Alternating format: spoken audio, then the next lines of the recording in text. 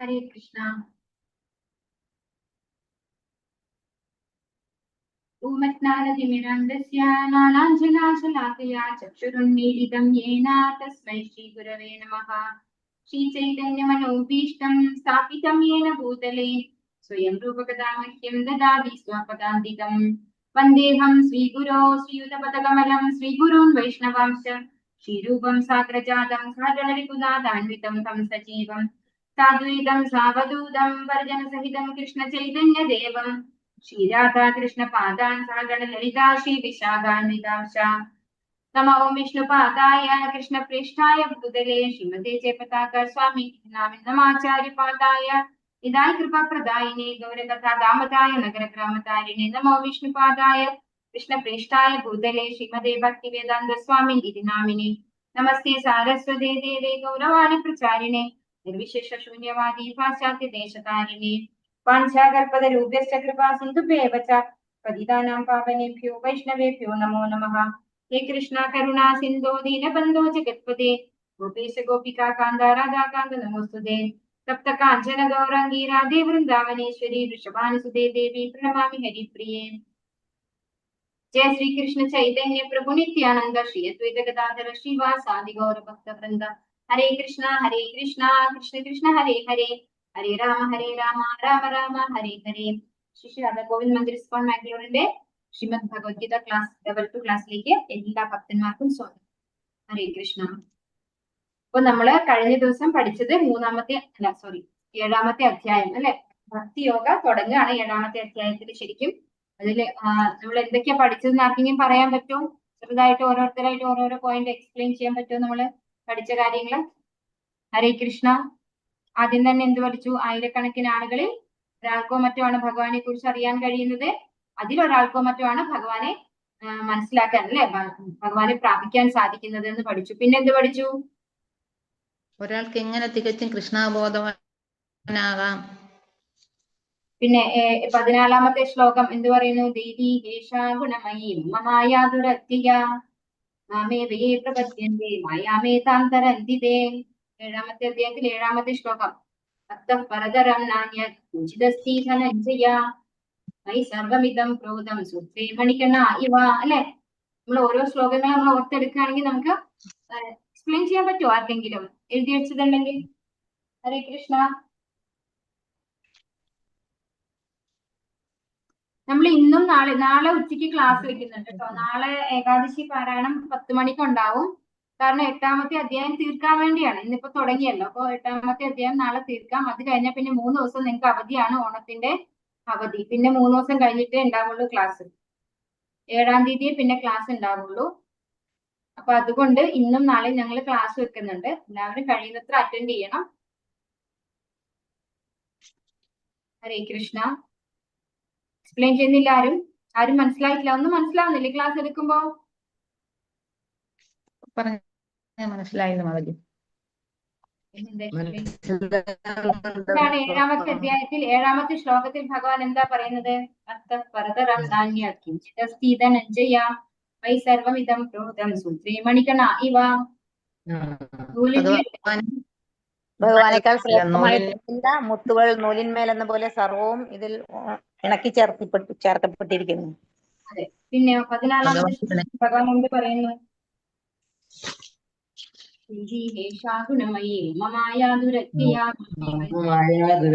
ഗുണങ്ങളും എന്നിൽ നിന്നുണ്ടായതാണ്.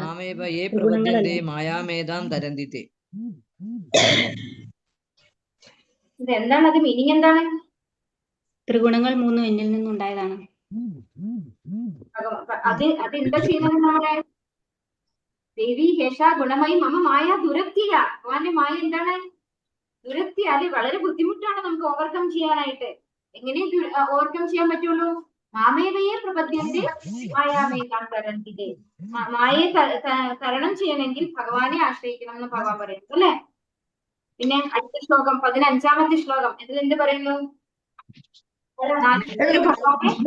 ആശ്രയിക്കില്ല അല്ലെ. മനുഷ്യന്മാരും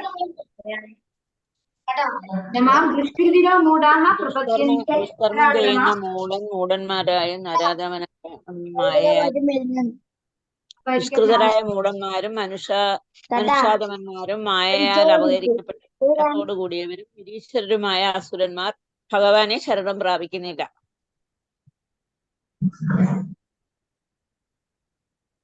അടുത്ത 15ാമത്തെ ശ്ലോകത്തിൽ എന്ത് പറയുന്നു? 4 കൂട്ടർ ഭഗവാനെ ആശ്രയിക്കുന്നു. ദുഷ്കൃതരായ മൂഢന്മാരും മനുഷ്യാധമന്മാരും മായയാൽ അപഹരിക്കപ്പെട്ട ജ്ഞാനത്തോടു കൂടിയവരും നിരീശ്വരന്മാരുമായ അസുരന്മാർ ഭഗവാനെ ശരണം പ്രാപിക്കുന്നില്ല. 15 എന്ത് പറയുന്നു? 15 ചതുർവിധാവചന്തിയനാം ജനാസുകൃതിനോർജുന.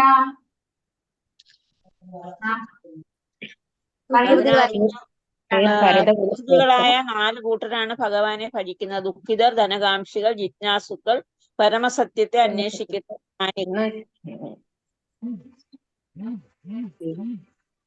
പിന്നെ 19ാമത്തെ ശ്ലോകം ബഹൂനാം ജന്മനാമന്തേ നാനവാൻമാം പ്രപദ്യതേ വാസുദേവ സർവമിതി സമഹാത്മാസു ദുർലഭഃ.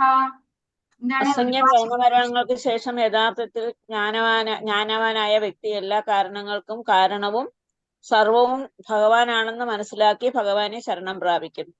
അത്തരത്തിലുള്ള ഒരു മഹാത്മാവ് വളരെ വിരളമാണ്.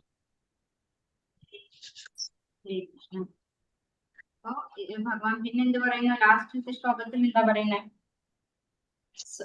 ലാസ്റ്റത്തെ ശ്ലോകം നമുക്ക് ഓർമ്മിക്കാം. അതായത് അതാണ് 8ാമത്തെ അധ്യായത്തിന്റെ തുടക്കം വരുന്നത്. ഭഗവാൻ അവസാനം എന്ത് പറയുന്നു? സ്വാതിഭൂതാദിദൈവം മാം സാധിയജ്ഞം ചെയ്യേവിതുഹു പ്രയാണകാലേ മാം തേ വിദുർയുക്ത ചേതസഃ.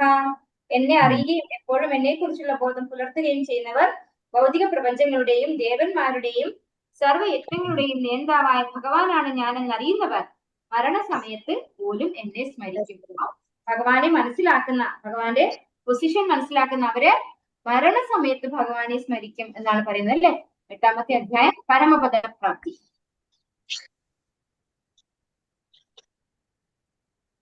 ഈ ശ്ലോകം കേട്ട് കഴിഞ്ഞപ്പോ അർജുനൻ ഭഗവാനോട് ചോദിക്കുകയാണ്. അർജുന ഉവാച കിം തദ് ബ്രഹ്മ കിമധ്യാത്മം കിം കർമ്മ പുരുഷോത്തമ അതിഭൂതം ച കിം പ്രോക്തം അതിദൈവം കിമുച്യതേ. അർജുനൻ ചോദിച്ചു, ഹേ പുരുഷോത്തമ, എന്താണ് ബ്രഹ്മം? ആത്മാവെന്നാൽ എന്ത്? ഫലോദിഷ്ട കർമ്മം എന്നാൽ എന്ത്? ഭൗതിക പ്രപഞ്ചമെന്നും ദേവന്മാരെന്നും പറയപ്പെടുന്നവ എന്താണ്? അതിയജ്ഞകഥം ഗോത്ര ദേഹേസ്മിൻ മധുസൂദന പ്രയാണകാലേ ച കഥം നേയോസി നിയതാത്മഭിഃ. മധുസൂദന, ആരാണ് യജ്ഞദേവത? ഈ ശരീരത്തിൽ അദ്ദേഹം എങ്ങനെ കുടികൊള്ളുന്നു? ഭക്തി സേവന നിരതരായവർക്ക് മരണവേളയിൽ എങ്ങനെ അങ്ങേ അറിയാൻ കഴിയും? ഇപ്പോ കുറച്ച് ചോദ്യങ്ങളാണ് ഭഗവാനോട് അർജുനൻ ചോദിക്കുന്നത് അല്ലെ? എന്തൊക്കെയാ ചോദിച്ചത്? എന്താണ് ബ്രഹ്മം? ബ്രഹ്മം എന്ന് പറഞ്ഞാൽ എന്താണ്? എന്താണ് ആത്മാവ്? എന്താണ് ഫലോദിഷ്ട കർമ്മം? ഭൗതിക പ്രപഞ്ചം എന്നും ദേവന്മാരെന്നും പറയപ്പെടുന്നവർ എന്താണ്? പിന്നെന്ത് പറഞ്ഞു? യജ്ഞദേവത ആരാണ്? എങ്ങനെയാണ് യജ്ഞദേവത നമ്മുടെ ശരീരത്തിൽ കുടികൊള്ളുന്നത്? ഭക്തിയുത സേവന നിരതരായവർക്ക് എങ്ങനെ മരണവേളയിൽ അങ്ങനെ അറിയാൻ കഴിയും? ഇതാണ് അർജുനന്റെ ചോദ്യം. എന്താണ് ബ്രഹ്മം എന്ന് തുടങ്ങിയ അർജുനന്റെ പ്രശ്നങ്ങൾക്ക് ഭഗവാൻ ഉത്തരമരുളുന്നു. ഈ അധ്യായത്തിൽ എന്താണ് ബ്രഹ്മം എന്ന് തുടങ്ങുന്ന അർജുനന്റെ പ്രശ്നങ്ങൾ കാമ്യകർമ്മം, ഭക്തിപൂർവമായ സേവനം, യോഗ തത്വങ്ങൾ, തനിമയാർന്ന ഭഗവത് സേവനം എന്നിവയെക്കുറിച്ചും പ്രതിപാദിക്കുന്നു. അർജുനൻ ഭഗവാനെ പുരുഷോത്തമൻ എന്നാണ് സംബോധന ചെയ്യുന്നത്. താൻ ചോദിക്കുന്നത് കേവലം ഒരു സുഹൃത്തിനോടല്ല, സുനിശ്ചിതമായ ഉത്തരം നൽകാൻ പരമാധികാരമുള്ള പരമപുരുഷനോടാണെന്ന് വ്യഞ്ചിപ്പിക്കുന്നു. ഇപ്പൊ ഭഗവാനോട് പരമദിവ്യോത്തമ പുരുഷൻ എന്ന് അഭിസംബോധന ചെയ്തുകൊണ്ടാണ് അർജുനൻ ചോദ്യം ചോദിക്കുന്നത്. പുരുഷോത്തമ അല്ലെ ഇവിടെ ചോദിക്കുന്നത്? പുരുഷോത്തമ എന്നാണ്, പുരുഷന്മാരിൽ ഉത്തമനായിട്ടുള്ളവൻ. അപ്പൊ യഥാർത്ഥത്തിലുള്ള ഉത്തരം പറഞ്ഞു തരാൻ കഴിവുള്ളത് ഭഗവാൻ മാത്രമാണ് എന്ന് അർജുനന് വ്യക്തമായ ബോധ്യമുണ്ട്. ആരാണ് യഥാർത്ഥത്തിൽ യജ്ഞദേവതയെന്നും അവിടുന്ന് ജീവാത്മാവിന്റെ ശരീരത്തിൽ എങ്ങനെയാണ് കുടികൊള്ളുന്നത്? പ്രയാണകാലെ എന്ന പദം ഈ ശ്ലോകത്തിൽ വളരെ പ്രാധാന്യം അർഹിക്കുന്നു. മരണസമയത്ത് മനുഷ്യനെ ഭഗവത് സ്മരണ ഉണ്ടാവാൻ പ്രയാസമാണ്.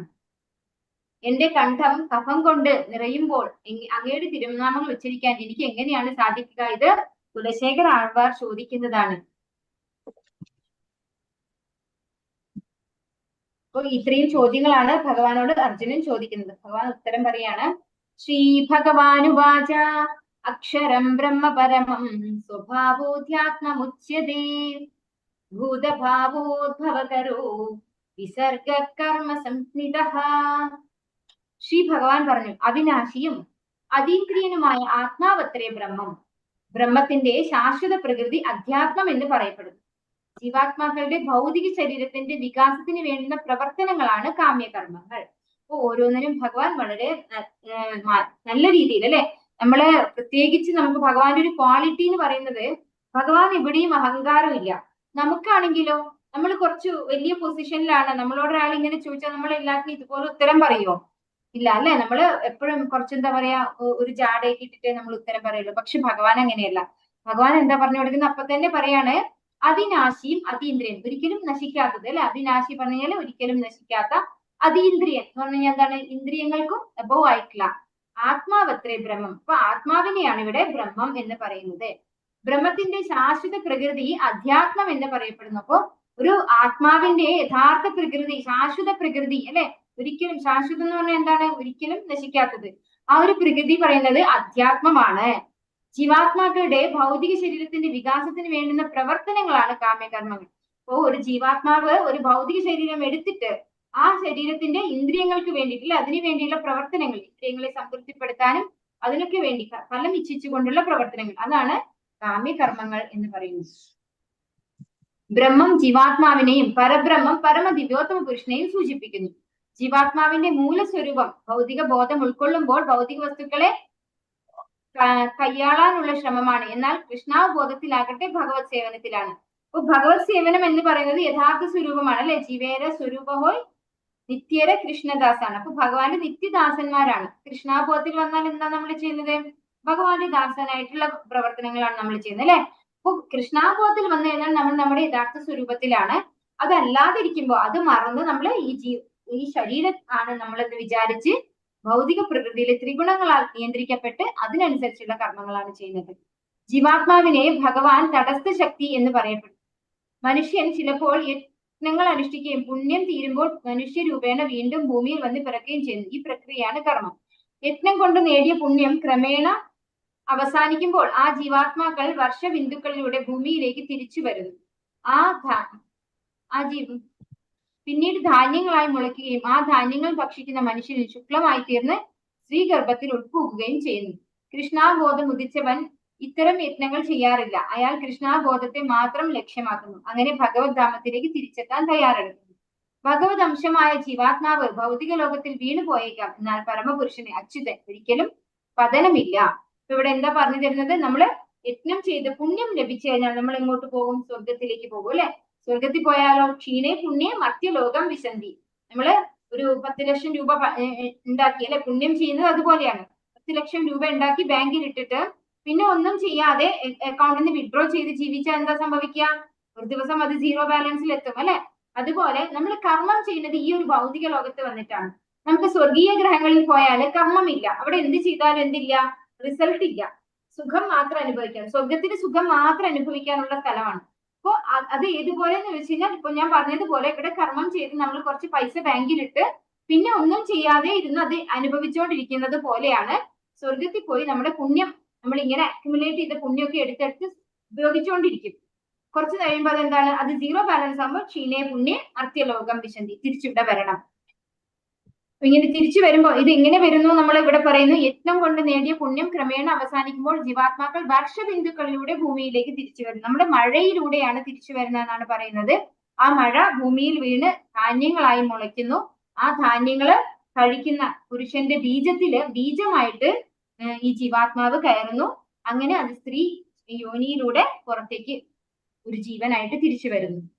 കൃഷ്ണാബോധം ഉദിച്ചിട്ടുള്ള ആളുകൾക്ക് ഇത്തരത്തിലുള്ള യത്നങ്ങൾ ചെയ്യേണ്ട ആവശ്യമില്ല അല്ലെ. അവർക്ക് എന്ത് യത്നം മാത്രമേ ഉള്ളൂ? ജപയത്നം മാത്രമേ ഉള്ളൂ. അത് എന്തിനു വേണ്ടിയാണ്? ഭൗതികമായ സുഖ സൗകര്യങ്ങൾ ഉണ്ടാക്കാൻ വേണ്ടിയല്ല, ഭഗവാനെ സംസിദ്ധിർ ഹരിദോഷം, ഭഗവാനെ പ്രീതിപ്പെടുത്താൻ വേണ്ടിയിട്ടുള്ളതാണ്. ഭഗവത് അംശമായ ജീവാത്മാവ് ഭൗതിക ലോകത്തിൽ വീണുപോയേക്കാം. എന്നാൽ പരമപുരുഷൻ ഒരിക്കലും പതനമില്ല. അപ്പൊ ഭഗവാൻ ഒരിക്കലും പതിച്ചു പോവില്ല. ഭഗവാൻ ആരാണ്? അക്ഷര എന്ന് പറയും. ഒരിക്കലും നാശമില്ലാത്തത്, അച്യുതൻ അല്ലെ, ച്യുതി സംഭവിക്കാത്തവൻ, വീഴ്ച പറ്റാത്തവൻ. ഇനി ഭഗവാൻ ഉത്തരം പറയാണ്. ചോദ്യങ്ങൾ ബാക്കിയുണ്ട് അത്ര അർജുനന്റെ അല്ലെ.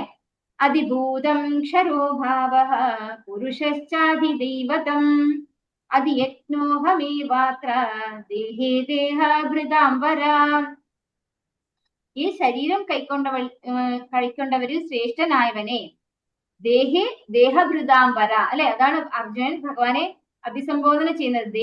ദേഹഭൃതാംബര, ശരീരം കൈക്കൊണ്ടവരിൽ ശ്രേഷ്ഠനായവനെ. എപ്പോഴും മാറിക്കൊണ്ടിരിക്കുന്ന ഭൗതിക പ്രകൃതിയാണ് അതിഭൂതം. അതായത് ശരീരം കൈക്കൊണ്ടവരിൽ ശ്രേഷ്ഠനായവനെ അർജുനനെയാണ് വിളിക്കുന്നത്, അല്ലെ? ഇത് ഭഗവാൻ പറയുന്ന ശ്ലോകമാണ്. അപ്പോ അർജുനൻ ശ്രേഷ്ഠനായിട്ടുള്ള വ്യക്തിയാണെന്ന് ഭഗവാൻ പറയാണ്. അപ്പൊ അങ്ങനെ എപ്പോഴും മാറിക്കൊണ്ടിരിക്കുന്ന ഭൗതിക പ്രകൃതിയാണ് അതിഭൂതം. അപ്പൊ ഈ അതിഭൂതം എന്ന് പറയുന്നത് ചേഞ്ചിങ് ആയിട്ടുള്ള, അല്ലെ, എപ്പോഴും ചേഞ്ച് ആയിക്കൊണ്ടിരിക്കുന്ന ഈ ഭൗതിക പ്രകൃതിയാണ് അതിഭൂതം, പ്രത്യക്ഷ പ്രപഞ്ചം എന്ന് പറയുന്നത്.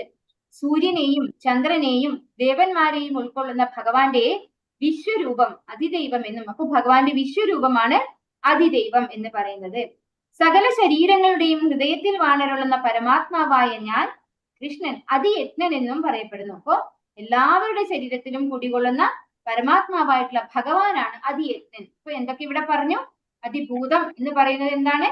മാറിക്കൊണ്ടിരിക്കുന്ന ഭൗതിക പ്രകൃതി, അല്ലെ, ഈ പ്രത്യക്ഷ പ്രപഞ്ചം. പിന്നെ അതിദൈവം എന്ന് പറയുന്നത് ഭഗവാന്റെ വിശ്വരൂപമാണ്, അല്ലെ? സൂര്യനും ചന്ദ്രനും ദേവന്മാരും ഒക്കെ ഉൾക്കൊള്ളുന്ന ഭഗവാന്റെ വിശ്വരൂപമാണ് അതിദൈവം. എല്ലാ ശരീരങ്ങളുടെയും ഹൃദയത്തിൽ വാഴുന്ന പരമാത്മാവായ ഭഗവാനാണ് അതിയജ്ഞൻ. അപ്പൊ 3 കാര്യങ്ങളാണ് ഇവിടെ പറഞ്ഞത്. മാറിക്കൊണ്ടിരിക്കുന്ന ഭൗതിക പ്രകൃതി അതിഭൂതം, പിന്നെ ഭഗവാന്റെ വിശ്വരൂപം അതിദൈവം, പിന്നെ ഭഗവാൻ പരമാത്മാവായിട്ടുള്ള ഭഗവാൻ അതിയജ്ഞൻ. ഇനി നേരത്തെയുള്ള ശ്ലോകത്തിൽ ഏതൊക്കെ പറഞ്ഞു? ബ്രഹ്മം എന്ന് പറയുന്നത് ഓരോ ജീവാത്മാവിനെയാണെന്ന് പറഞ്ഞു. പിന്നെ ബ്രഹ്മത്തിന്റെ ശാശ്വത പ്രകൃതി അധ്യാത്മമാണെന്ന് പറഞ്ഞു. പിന്നെ ജീവാത്മാവിന്റെ ഭൗതിക ശരീരത്തിന്റെ വികാസത്തിന് വേണ്ടുന്ന പ്രവർത്തനങ്ങളാണ് കാമ്യകർമ്മങ്ങൾ എന്ന് പറഞ്ഞു. ഭഗവാന്റെ വിശ്വരൂപം അതിദൈവം എന്നും സകല ശരീരങ്ങളുടെയും ഹൃദയത്തിൽ വാണരുളുന്ന പരമാത്മാവായ കൃഷ്ണൻ അതിയജ്ഞൻ എന്നും അറിയപ്പെടുന്നു. ശരീരം 6 അവസ്ഥകളിലൂടെ കടന്നു പോകുന്നു. ജനനം, വളർച്ച, സ്ഥിതി, ഉത്പാദനം, ക്ഷയം, നാശം. ഈ ഭൗതിക സ്വഭാവമാണ് അതിഭൂതം എന്ന് പറയപ്പെടുന്നത്. അപ്പോൾ ശരീരത്തിന്റെ 6 അവസ്ഥകളാണിത്. ഏതൊക്കെയാണ്? ശരീരം ജനിക്കുന്നു, ആത്മാവിന് എന്താണ്? ഇതൊന്നുമില്ല, അല്ലെ? അത് ജനിക്കുന്നില്ല, അത് ഉണ്ടാവുന്നില്ല, ഉണ്ടായിട്ടില്ല, ഇനി ഉണ്ടാവുകയുമില്ല. ഭഗവാൻ പറഞ്ഞിട്ടുണ്ട് 2ാമത്തെ അധ്യായത്തിൽ, അല്ലെ? പക്ഷെ ശരീരം എന്ത് ചെയ്യുന്നു? ജനിക്കുന്നുണ്ട്, അത് വളരുന്നുണ്ട്, പിന്നെ കുറച്ചു കാലം സ്ഥിതി, പിന്നെ എന്ത് ചെയ്യുന്നു? അത് വീണ്ടും അതിന്റെ ഉപോൽപ്പന്നം, അല്ലെ, പ്രത്യുൽപാദനം നടത്തുന്നുണ്ട്, ഉത്പാദനം, ക്ഷയം, പിന്നെ അത് ക്ഷയിച്ചു പോകുന്നു, നാശം, അതായത് മരണം സംഭവിക്കുന്നു, അല്ലെ? ഇത് ഈ ഭൗതിക സ്വഭാവമാണ് അതിഭൂതം എന്ന് പറയപ്പെടുന്നത്. അതായത് ചേഞ്ചിങ് ആയിട്ടുള്ള ഭൗതിക പ്രകൃതി, അതിനെയാണ് അതിഭൂതം എന്ന് പറയുന്നത്. ഏവ എന്ന പ്രയോഗത്തിലൂടെ ഭഗവാൻ പരമാത്മാവ് തന്നിൽ നിന്ന് ഭിന്നനല്ലെന്ന് സ്പഷ്ടമാക്കുന്നു. പരമാത്മ രൂപേണ ജീവാത്മാവിനോട് സഹവസിക്കുന്ന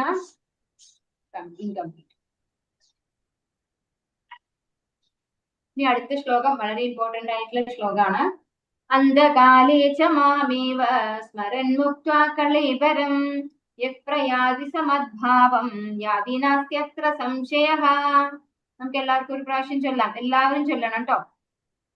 അന്ധകാലേ ച മാമേവ സ്മരൻ മുക്ത്വാ കളേബരം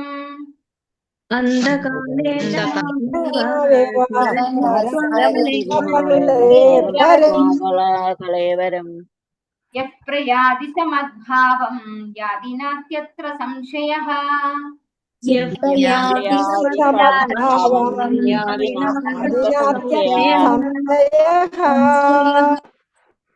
ഹരേ കൃഷ്ണ.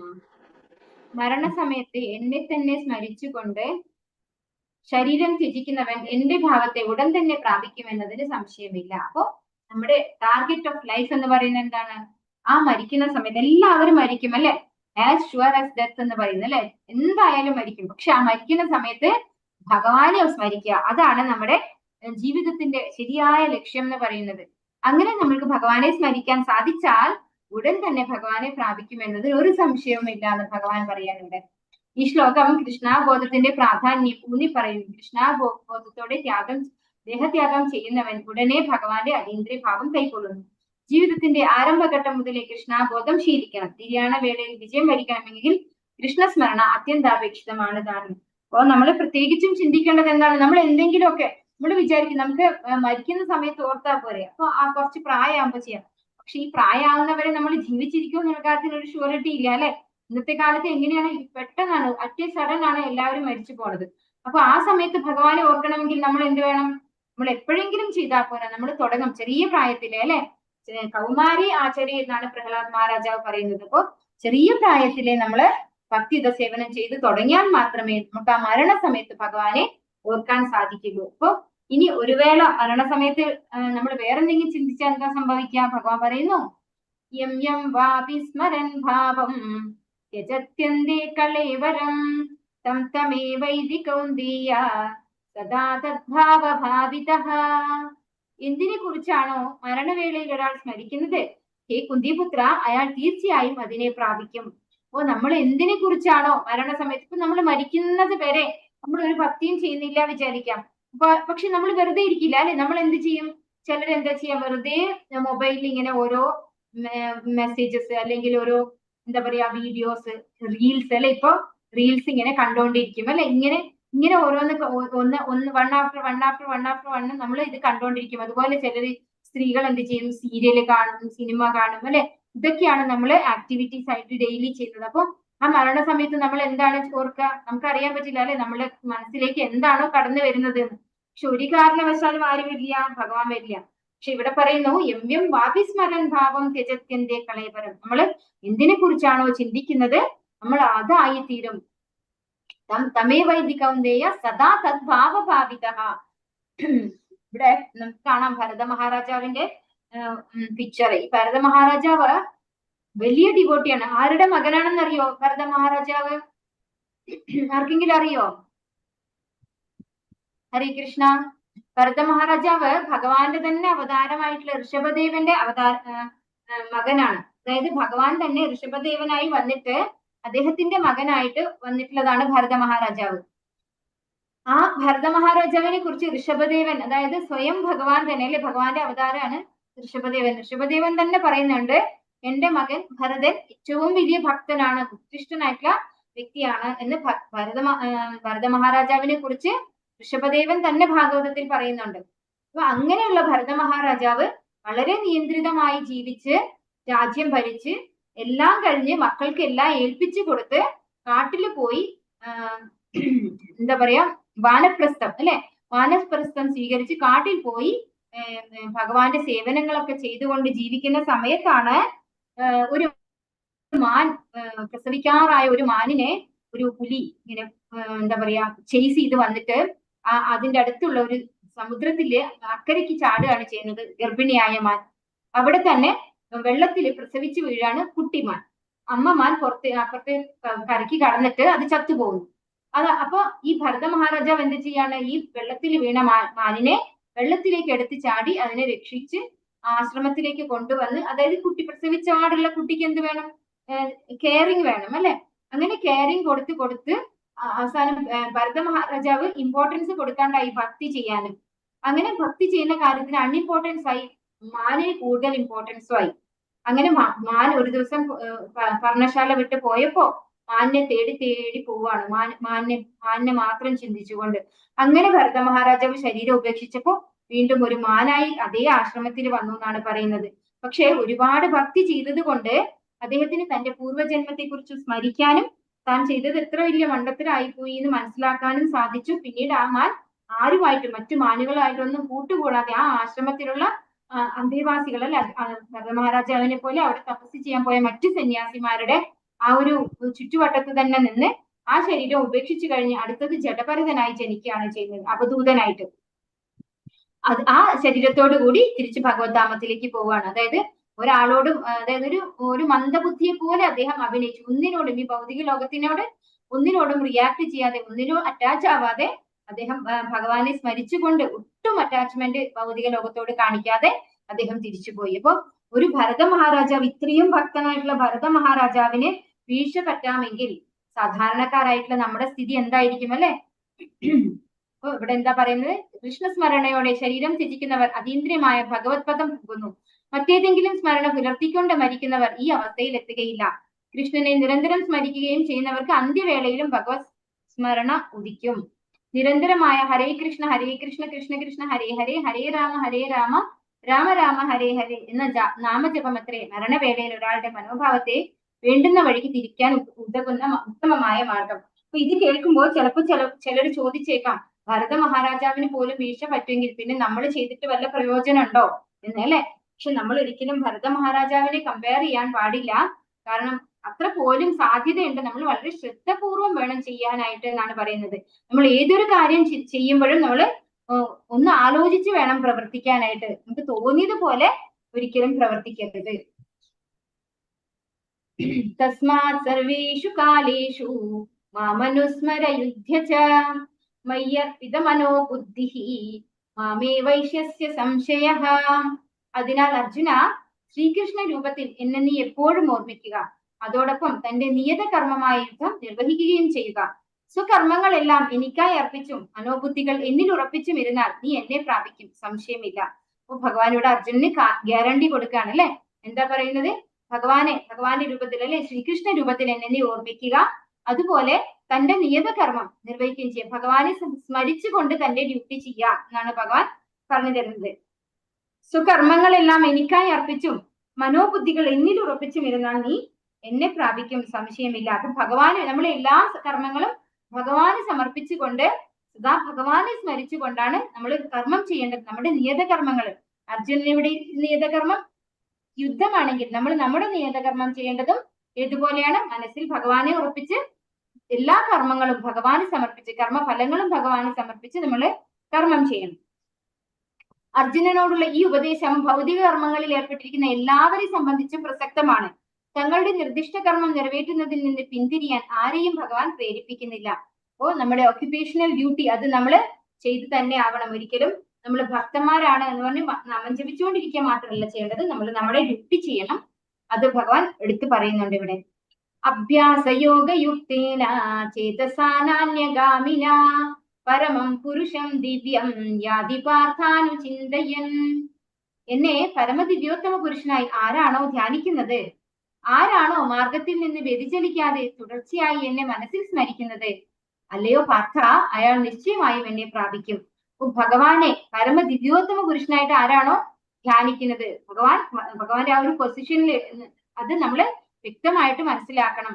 ആരാണോ മാർഗത്തിൽ നിന്ന് വ്യതിചലിക്കാതെ തുടർച്ചയായി എന്നെ മനസ്സിൽ സ്മരിക്കുന്നത്, അപ്പൊ നമ്മൾ എന്ത് ചെയ്യണം? നിർവിഘ്നം തുടരണം അല്ലെ. നമ്മുടെ ഈ ഒരു ഭൗതിക ലോകത്ത് ഒരു പ്രത്യേകതയുണ്ട്. എന്താണ്? നമ്മുടെ ചേഞ്ചിങ് ആണ്. എല്ലാ കാര്യങ്ങളും നമുക്ക് ചേഞ്ച് ആണ് അല്ലെ. അപ്പൊ നമ്മള് പല പല വിഘ്നങ്ങളും നമ്മുടെ മുന്നിൽ വരും. അപ്പോഴൊക്കെ നമ്മൾ എന്ത് ചെയ്യണം? വ്യതിചലിക്കാതെ ഭഗവാനെ സ്മരിക്കണം. അല്ലയോ പാർത്ഥ, അയാൾ നിശ്ചയമായും എന്നെ പ്രാർത്ഥിക്കും. ഭഗവാൻ പറയുന്നു, അങ്ങനെ ചെയ്യുന്ന വ്യക്തി, അതായത് സദാ ഭഗവാനെ സ്മരിക്കുന്ന വ്യക്തി നിശ്ചയമായിട്ടും ഭഗവാനെ പ്രാപിക്കും. ഭഗവാൻ നാമം ഉരുവിടുന്നത് കൊണ്ടും അതിന്റെ സ്പന്ദനങ്ങൾ ശ്രോത്രങ്ങളിൽ ഉൾപ്പുകുന്നത് കൊണ്ടും കാതും നാവും മനസ്സും പ്രവർത്തന നിരതമാകുന്നു. അപ്പൊ ഇവിടെ പറയുന്നത് എന്താണ്? നമ്മൾ ഭഗവാന്റെ തിരുനാമം ജപിക്കുക, അത് കേൾക്കണം അല്ലെ. അപ്പൊ എന്തൊക്കെയാണ് വരുന്നത്? കാത് വരുന്നുണ്ട്, നാവ് വരുന്നുണ്ട്, മനസ്സ് വരുന്നുണ്ട്. ഇത്രയും കാര്യങ്ങള് ഭഗവാന്റെ സേവനത്തിൽ നമ്മൾ ഉൾപ്പെടുത്തുന്നുണ്ട്. ജീവാത്മാക്കൾ തങ്ങളാണ് പരമാസ്വാദകരെന്ന് അവർ ചിന്തിക്കുന്നു. പക്ഷേ അതല്ല വാസ്തവം. പരമപുരുഷനായ ഭഗവാനാണ് ഉത്കൃഷ്ടനായ പരമാസ്വാദകൻ. അപ്പൊ യഥാർത്ഥത്തിലുള്ള ആസ്വാദകൻ എന്ന് പറയുന്നത് ആരാണ്? ഭഗവാനാണല്ലേ. പക്ഷെ നമ്മൾ വിചാരിക്കുന്നു ഈ ഭൗതിക ലോകത്ത് നമ്മളൊരു നല്ല രുചിയുള്ള ആഹാരം കിട്ടിയാൽ നമ്മൾ ആസ്വദിക്കുന്നു അല്ലെ.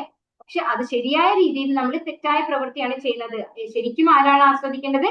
ഭഗവാനാണ് ആസ്വദിക്കേണ്ടത്. ഭഗവാന്റെ പ്രസാദമാണ് നമ്മൾ ആസ്വദിക്കേണ്ടത്. അപ്പൊ നമുക്ക് എന്താ കിട്ടുക? നമുക്ക് ഭക്തി കിട്ടും, ഭഗവാനിൽ പ്രേമം കിട്ടും. ഭഗവാനോടൊരു പ്രേമഭക്തിയാണ് നമുക്ക് കിട്ടുക, ഭഗവാന്റെ പ്രസാദം നമ്മൾ ആസ്വദിച്ചാൽ. അല്ലാതെയുള്ള ആസ്വാദനമൊക്കെ എന്താണ്? നമ്മളെ തെറ്റായ വഴിക്കാണ് കൊണ്ടുപോകുന്നത്. നിരന്തരം കൃഷ്ണനെ പറ്റി ചിന്തിച്ചു കൊണ്ടിരുന്നാൽ നമുക്കും കൃഷ്ണന്റെ ഇതുപോലുള്ള രൂപം ലഭിക്കാവുന്നതാണ്. അതായത് സാരൂപ്യം മുക്തി അല്ലെ. നമ്മൾ എപ്പോഴും ഭഗവാനെ ചിന്തിച്ചാൽ ഭഗവാന്റെ രൂപം കിട്ടും. കവിം പുരാണമനുശാസിതാരം അണോരണീയാം സമനുസ്മരേദ്യ സർവസ്യ ധാതാരമചിന്യ രൂപം ആദിത്യവർണം തമസഃ പരസ്താദ്.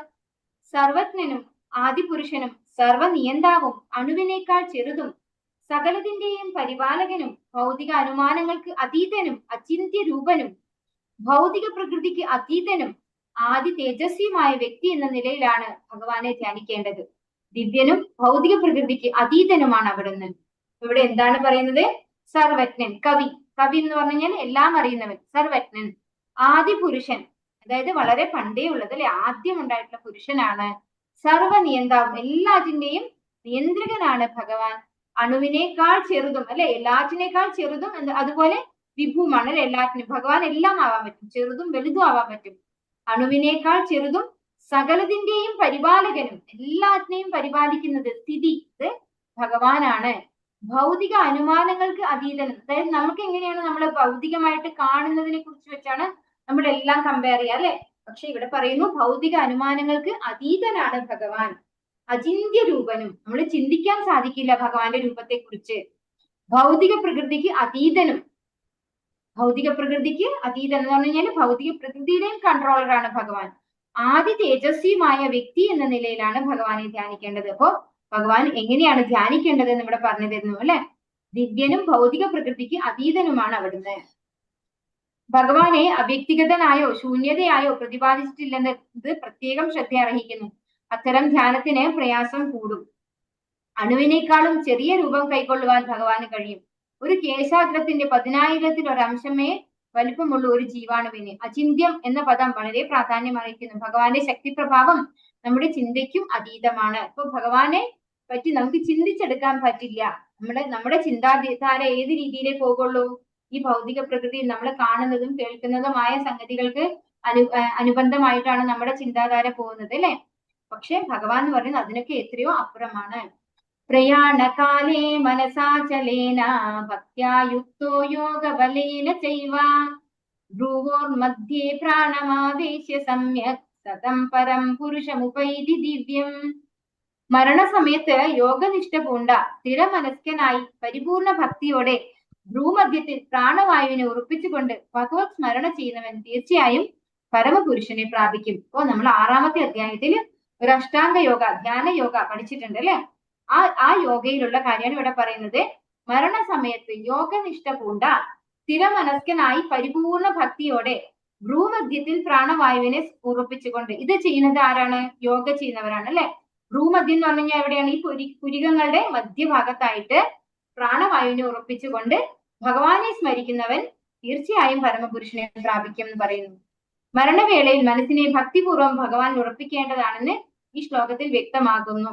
ശുദ്ധഭക്തൻ കൃഷ്ണാബോധത്തിൽ മുഴുകിയിരിക്കുന്ന അയാൾക്ക് മരണവേളയിൽ ഭഗവത് കരുണയാൽ കൃഷ്ണസ്മരണ സ്വാഭാവികമായി ഉണ്ടാകും. അപ്പോ ഈ ധ്യാനത്തിൽ ഇരിക്കുന്നവർക്ക് എന്താണ്? അവർ കൊണ്ടുവരണം അല്ലെ. ആ ഒരു പോസ്ചറിൽ ഇരുന്നു കൊണ്ട് ഭ്രൂമധ്യത്തിലേക്ക് പ്രാണവായുവിനെ കൊണ്ടുവന്ന് ഭഗവാനെ സ്മരിക്കണം. അങ്ങനെയാണ് അവർക്ക് ഈ യോഗയിലൂടെ സമാധി എന്ന അവസ്ഥയിലേക്ക് ഭഗവാനെ സ്മരിച്ചുകൊണ്ട് ശരീരം ഉപേക്ഷിക്കാൻ സാധിക്കുന്നത്. പക്ഷെ ഒരു ശുദ്ധഭക്തൻ എന്താണ്? സദാ ഭഗവാനെ പറ്റി ചിന്തിച്ചുകൊണ്ടിരിക്കും അല്ലെ. അങ്ങനെ ചിന്തിച്ചുകൊണ്ടിരിക്കുന്ന ആ ഭക്തൻ എങ്ങനെയായാലും എന്താണ്? ഭഗവാന്റെ ധാമത്തിലേക്ക് പോകും. ആ വ്യക്തിയുടെ മരണസമയത്ത് ആ വ്യക്തി ബുദ്ധിമുട്ടിലാണെങ്കിൽ പോലും ഭഗവാൻ എന്ത് ചെയ്യും? ഭഗവാൻ തന്നെ ആ വ്യക്തിയുടെ മെമ്മറിയിലേക്ക് വരും എന്നാണ് ഭഗവാൻ പറയുന്നത്.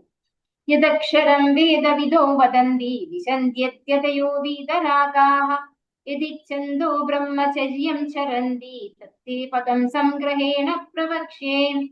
വേദ പഠനം ചെയ്തവരും ഓംകാരം ഉരുവിടുന്നവരും സന്യാസി വര്യന്മാരും ഏത് ബ്രഹ്മപദം പോകുന്നുവോ, ഏത് പരിപൂർണതയെ ആഗ്രഹിച്ച് ബ്രഹ്മചര്യം സ്വീകരിക്കുന്നുവോ, മോക്ഷപ്രാപ്തിക്ക് കാരണമായ ഈ പ്രക്രിയയെ ഇനി ഞാൻ വിവരിച്ചു തരാം. അപ്പൊ ഇവിടെ എന്താ പറയുന്നത്? ഭഗവാൻ വേദം പഠിക്കുന്നവരും ഓംകാരം ഉരുവിടുന്നവരും സന്യാസി വര്യന്മാരും എങ്ങനെയാണോ ബ്രഹ്മപദം, ഈ ബ്രഹ്മപദം എന്ന് പറയുന്നത് ഭഗവത് ധാമം തന്നെയാണ്, എങ്ങനെയാണോ ബ്രഹ്മപദം പോകുന്നത്, ഏത് പരിപൂർണതയെ ആഗ്രഹിച്ച് ബ്രഹ്മചര്യം സ്വീകരിക്കുന്നുവോ അവര് ബ്രഹ്മചര്യ വ്രതം അനുഷ്ഠിക്കുന്നുണ്ടാവും അല്ലെ. കഠിന നിഷ്ഠയിലൂടെയാണ് ഇങ്ങനെയുള്ള, അതായത് ഈ ഒരു ഭക്തി യോഗ അല്ലാത്ത ബാക്കി എല്ലാം എന്താണ്? കുറച്ച് കഠിനമാണ്. അതൊക്കെ ചെയ്യുന്നത് എന്തിനു വേണ്ടിയിട്ടാണ്? മോക്ഷപ്രാപ്തിക്ക് വേണ്ടിയിട്ടാണ് അല്ലെ. അത് എങ്ങനെയാണ് ആ പ്രക്രിയ ഞാൻ ഇനി വിവരിച്ചു തരാം എന്ന് ഭഗവാൻ ഇവിടെ അർജുനന് പറഞ്ഞു കൊടുക്കുകയാണ്. കാരണം ഇവിടെ നമുക്ക് മനസ്സിലാക്കേണ്ടത് ഭഗവാൻ എല്ലാ പ്രോസസ്സും പറഞ്ഞു കൊടുക്കുന്നുണ്ട്. ഒരാളെയും ഭഗവാൻ വിടുന്നില്ല. ഏതൊരു ഭക്തിയുടെ ചെറിയൊരു സ്റ്റെപ്പ് പോലും ഭഗവാൻ ഭഗവത്ഗീതയിൽ എടുത്തെടുത്ത് പറയുന്നുണ്ട്. ജീവിതത്തിന്റെ ആരംഭം മുതൽക്ക് ബ്രഹ്മചര്യം അനുഷ്ഠിക്കാൻ നിവൃത്തിയില്ലാത്ത വിധം ലോകത്തിലെ സാമൂഹ്യ ഘടനയ്ക്ക് അത്രയേറെ മാറ്റങ്ങൾ വന്നു കഴിഞ്ഞു. കലിയുഗത്തിൽ ആധ്യാത്മിക സിദ്ധാന്ത പ്രകാരം ഹരേ കൃഷ്ണ കൃഷ്ണ കൃഷ്ണ ഹരേ ഹരേ ഹരേ രാമ രാമ രാമ ഹരേ ഹരേ എന്ന നാമോച്ചരണമല്ലാതെ ഭഗവത് സാക്ഷാത്കാരത്തിന് മറ്റൊരു വഴിയില്ലെന്ന് ശ്രീ ചൈതന്യ മഹാപ്രഭു പ്രഖ്യാപിച്ചു. അതായത് ഈ കലികാലത്തിന്റെ പ്രത്യേകത എന്താണ്? നമുക്ക് എല്ലാ തരത്തിലും ഒരു എന്താ പറയുക, ഇവിടെ ചെറിയ പ്രായം മുതലേ ബ്രഹ്മചര്യം അനുഷ്ഠിക്കാൻ നിവൃത്തിയില്ലാത്ത വിധമാണ് ഇപ്പോഴത്തെ സാമൂഹ്യ ഘടന എന്ന് പറയുന്നത്. നമുക്കറിയാം, ചെറിയ കുട്ടികളുടെ കയ്യിലാണ് മൊബൈൽ ഫോൺ, അവർക്ക് യൂട്യൂബേ വേണ്ടു അല്ലെ. യൂട്യൂബ് ആണെങ്കിലോ എന്തും അവൈലബിൾ ആണ് അതില്. അപ്പൊ ബ്രഹ്മചര്യം എന്ന് പറയുന്നത് ചെറിയ പ്രായത്തിലെ കുട്ടികൾക്ക് കിട്ടാൻ പറ്റാത്ത രീതിയിലാണ് ഈ കലികാലം. ഈ കലികാലത്തിൽ അതുകൊണ്ട് ഭഗവാന്റെ നാമസങ്കീർത്തനം മാത്രമേ പുറത്തു കടക്കാൻ ഒരു വഴിയുള്ളൂ എന്ന് പറയുന്നു. സർവദ്വാരാണി സംയമ്യ മനോഹൃതി നിരുദ്ധ്യ ച മൂർധ്യാധായാത്മനഃ പ്രാണം ആസ്ഥിതോ യോഗധാരണാം. ഇവിടെ പറഞ്ഞ പ്രകാരം യോഗം പരിശീലിക്കണമെങ്കിൽ ആദ്യമായി വേണ്ടത് ഇന്ദ്രിയങ്ങളുടെ കഥകടയ്ക്കുകയാണ്. ഇപ്രകാരം ഇന്ദ്രിയങ്ങളെ സംയമിച്ച് മനസ്സിനെ ഹൃദയത്തിൽ ഏകാഗ്രമാക്കുകയും പ്രാണവായുവിനെ മൂർധാവിൽ സ്ഥിരീകരിക്കുകയും ചെയ്താൽ യോഗസ്ഥനാകാം. അപ്പോ യോഗയുടെ തന്നെയാണ് ഈ ഒരു ശ്ലോകം പറയുന്നത്. എന്താണ് പറയുന്നത്? ഈ യോഗയിൽ മുന്നോട്ട് പോകണമെങ്കിൽ ഫസ്റ്റ് വേണ്ടത് നമുക്ക് ഇന്ദ്രിയം, നമ്മുടെ സെൻസസ് ഒക്കെ കൺട്രോൾ ചെയ്യണം എന്നുള്ളതാണ്. നമ്മുടെ ഇന്ദ്രിയങ്ങളെ നിയന്ത്രിക്കണം. കാണുന്ന കാഴ്ച അല്ലെ, കണ്ണിനെ നിയന്ത്രിക്കണം, മൂക്കിനെ നിയന്ത്രിക്കണം അല്ലെ, നാക്കിനെ നിയന്ത്രിക്കണം, പിന്നെ ജനനേന്ദ്രിയത്തെ നിയന്ത്രിക്കണം. അങ്ങനെ എല്ലാ തരത്തിലും എല്ലാ ഇന്ദ്രിയങ്ങളെയും കഠിനമായി നിയന്ത്രിക്കണം. അതിന്റെ കഥ കടക്കുകയാണ് വേണ്ടതെന്നാണ് ഭഗവാൻ പറയുന്നത്. ചെറുതായി പോലും ഓപ്പൺ ചെയ്ത് വെക്കാൻ പാടില്ല അല്ലെ. അതിന്റെ ഇന്ദ്രിയങ്ങളുടെ കഥ കടയ്ക്കണം. ഇപ്രകാരം ഇന്ദ്രിയങ്ങളെ സംയമിച്ച് മനസ്സിനെ ഹൃദയത്തിൽ ഏകാഗ്രമാക്കുകയും പ്രാണവായുവിനെ മൂർധാവിൽ സ്ഥിരീകരിക്കുകയും ചെയ്യാൻ യോഗസ്ഥനാകാം. യോഗാനുഷ്ഠാനത്തിന് ആദ്യമായി വേണ്ടത് സർവ്വ ഇന്ദ്രിയങ്ങളുടെയും കവാടങ്ങൾ അടയ്ക്കുകയാണ്. ഇതിനെ പ്രത്യാഹാരം അഥവാ ഇന്ദ്രിയങ്ങളെ വിഷയങ്ങളിൽ നിന്ന് പിന്തിരിക്കൽ എന്ന് പറയുന്നു. ഭക്തിപരമായ സേവനത്തിൽ മുഴുകി എപ്പോഴും കൃഷ്ണനിൽ തന്നെ മനസ്സുറപ്പിക്കാൻ സാധിച്ചാൽ ആ മനുഷ്യന് ഇളക്കമറ്റ അതീന്ദ്രിയ സമാധി അനായാസേന ലഭ്യമായി തീരും. ഓ ഭഗവാൻ, ഒരു കൃഷ്ണഭക്തന് എന്താണ് ഇത് എളുപ്പത്തിൽ സാധിക്കും. പക്ഷെ അല്ലാതെ നമ്മൾ ഇന്ദ്രിയങ്ങളെ ഫോഴ്സ്ഫുള്ളി കൺട്രോൾ ചെയ്യാൻ നോക്കിയാൽ ഇന്ദ്രിയങ്ങൾ എന്താണ്? ഇന്ദ്രിയങ്ങൾ നമ്മളെക്കാൾ പവർഫുൾ ആണ് അല്ലെ.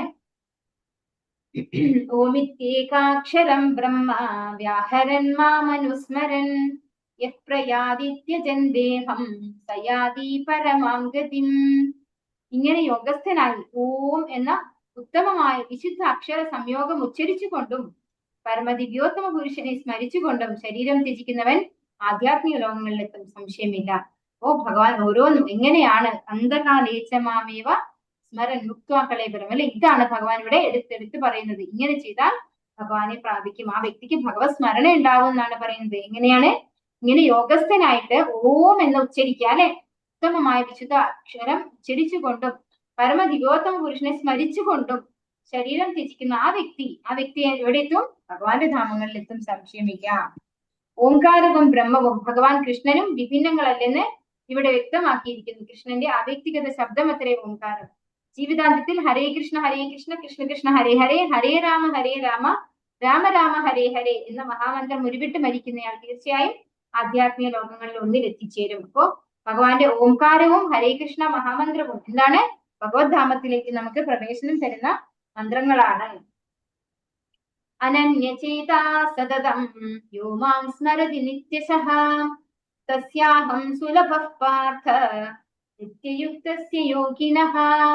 അല്ലയോ പാർത്ഥ, നിരന്തരമായ ഭക്തിയുത സേവനം മൂലം സ്ഥിരചിത്തതയോടെ എന്നെ എപ്പോഴും സ്മരിക്കുന്ന യോഗനിഷ്ഠന് ഞാൻ സുപ്രാപ്യനാണ്. അപ്പൊ ഇവിടെ എന്ത് പറയുന്നു ഭഗവാൻ? നിരന്തരമായി അല്ലെ, 3 സന്ധ്യക്ക് എന്ന് പറയുന്നില്ല. എന്താ പറയുന്നത്? നിരന്തരമായിട്ട് ഓൾ ടൈം. അതാണ് ഓൾ ടൈം ഭക്തിയുത സേവനം ചെയ്യണം അല്ലെ. ഓൾ ടൈം നമുക്ക് എങ്ങനെയാ ഭക്തിയുത സേവനം ചെയ്യാൻ സാധിക്കുക? നമ്മൾ എന്ത് ചെയ്യുന്നോ അതൊക്കെ ഭഗവാനെ സമർപ്പിച്ച് ചെയ്യണം. അങ്ങനെ സ്ഥിരചിത്തതയോടെ എന്നെ എപ്പോഴും സ്മരിക്കുന്ന യോഗനിഷ്ഠന് ഞാൻ സുപ്രാപ്യനാണ്. അപ്പൊ സദാ ഭഗവത് സ്മരണയിലുള്ള ഒരു ഭക്തന് ഭഗവാൻ സുപ്രാപ്യനാണ്. യഥാർത്ഥ ഭക്തി യോഗത്തിൽ ഭക്തന് കൃഷ്ണനിൽ മാത്രമേ താല്പര്യമുള്ളൂ എന്ന് വെളിവാക്കുന്നു. ഏകീഭാവമോ ഭൗതിക ബന്ധങ്ങളിൽ നിന്ന് വിമുക്തിയോ ശുദ്ധഭക്തൻ ആഗ്രഹിക്കുകയില്ല. അദ്ദേഹത്തിന് ഒരാഗ്രഹവുമില്ല, കൃഷ്ണനിൽ മാത്രമാണ് ആസക്തി. മറ്റേതൊന്നിനേക്കാളും ശ്രേഷ്ഠമായതാണ് ഭഗവത്ഗീത ഭക്തി യോഗത്തെ കാണുന്നത്. ശ്രേഷ്ഠമായാണ് ഭഗവത്ഗീത ഭക്തി യോഗത്തെ കാണുന്നത്. ഇതിനകത്ത് ഗ്രൂപ്പിനകത്ത് പഠിക്കാനുള്ള ശ്ലോകങ്ങൾ ഇട്ടത് എല്ലാവരും കാണുന്നുണ്ടെന്ന് വിചാരിക്കുന്നു. പഠിക്കുന്നുണ്ടോ? ഹരേ കൃഷ്ണ. ഇപ്പൊ 3 ശ്ലോകങ്ങളായില്ലേ? ഇല്ല, 2 അല്ലേ ഉള്ളൂ? 2 അല്ല, 3 എണ്ണം തന്നു ഞാൻ. ആദ്യത്തേത് ഒന്നാമത്തേതിൽ രണ്ടാമത്തേത് ദേഹിനോസ്മിൻ യഥാ ദേഹി, മൂന്നാമത്തേത് മാത്ര സ്പർശാസു കൗന്ദേയ. 3 എണ്ണം തന്നു. അതെ, അത് മൂന്നാമത്തെ കണ്ടില്ല കേട്ടോ. മൂന്നാമത്തേത് തന്നിട്ടുണ്ട്. ഒന്ന് മുകളിലോട്ട് സ്ക്രോൾ ചെയ്താൽ കാണാൻ പറ്റും. കുറെ മെസ്സേജ് ഇപ്പൊ വന്നത് കൊണ്ട് അത് കാണാത്തതായിരിക്കും. ഒന്ന് സ്ക്രോൾ ചെയ്താൽ കാണാൻ സാധിക്കും. അപ്പൊ 3 ശ്ലോകം ഇട്ടു. ഈ മൂന്നും പഠിക്കേണ്ട രീതി എങ്ങനെയാന്ന് വെച്ചാല് നമ്മള് ശ്ലോക നമ്പറും കൂടെ ഭഗവത്ഗീതയിലെ അധ്യായം ശ്ലോക നമ്പറും അതും കൂടെ നമ്മൾ ബൈഹാർട്ട് ചെയ്യണം. കാരണം നമ്മൾ ഈ ശ്ലോക പഠിക്കുന്നത് മെയിൻ ആയിട്ട് വെറുതെ ശ്ലോക പഠിക്കാനല്ല. നമുക്ക് ഒരാളോട് പറയുമ്പോൾ നമുക്ക് പറയാൻ പറ്റണം ഭഗവത്ഗീത ഇന്ന അധ്യായത്തില് ഇന്ന ശ്ലോക നമ്പറിൽ ഭഗവാൻ ഇന്ന കാര്യം പറഞ്ഞിട്ടുണ്ട് എന്ന്. അപ്പൊ അതിനു വേണ്ടിയാണ് നമ്മൾ മെയിൻ ആയിട്ട് ഈ ശ്ലോക പഠിക്കുന്നത്. അപ്പൊ ആ നമ്പർ ശ്ലോക നമ്പർ പറയുമ്പോഴാണ് അതിന്റെ ഒരു ക്ലാരിറ്റി വരിക. ഭഗവത്ഗീതയിൽ എവിടെയോ പറഞ്ഞിട്ടുണ്ടെന്നല്ല, ഇന്ന അധ്യായത്തിൽ ഇന്ന ശ്ലോകത്തില് ഭഗവാൻ ഇന്ന കാര്യം പറഞ്ഞിട്ടുണ്ട് എന്ന് പറയാനാണ് നമ്മൾ ആ ശ്ലോക ബൈഹാർട്ട് പഠിക്കുന്നത്. അതുപോലെ അതിന്റെ മീനിങ്, അതുകൊണ്ടാണ് അതിൽ ഞാൻ വിവർത്തനം കൂടെ ഇട്ടത്. അതും കൂടെ നമ്മൾ പഠിക്കണം. പിന്നെ ഇത് പഠിച്ചിട്ട് അടുത്ത ശ്ലോകം വരുമ്പോൾ അടുത്ത ശ്ലോകം പഠിക്കുമ്പോൾ ആദ്യത്തെ ശ്ലോകം മറന്നുപോകും. നമ്മുടെ മെമ്മറി എന്താണ്? പ്രായേണ അല്പായുഷ സദ്യ കലോസ്മിൻ യുഗേ ജനാഹ മന്ദ സുമന്ദ മതയാ മന്ദഭാഗ്യാഹ്യുപദ്രുത. അല്ലെ, നമ്മൾ കലികാലത്തിലുള്ള ആളുകളാണ്, നമുക്ക് മറവി സംഭവിക്കും. അപ്പൊ നമ്മൾ ചെയ്യേണ്ടത് എന്താണ്?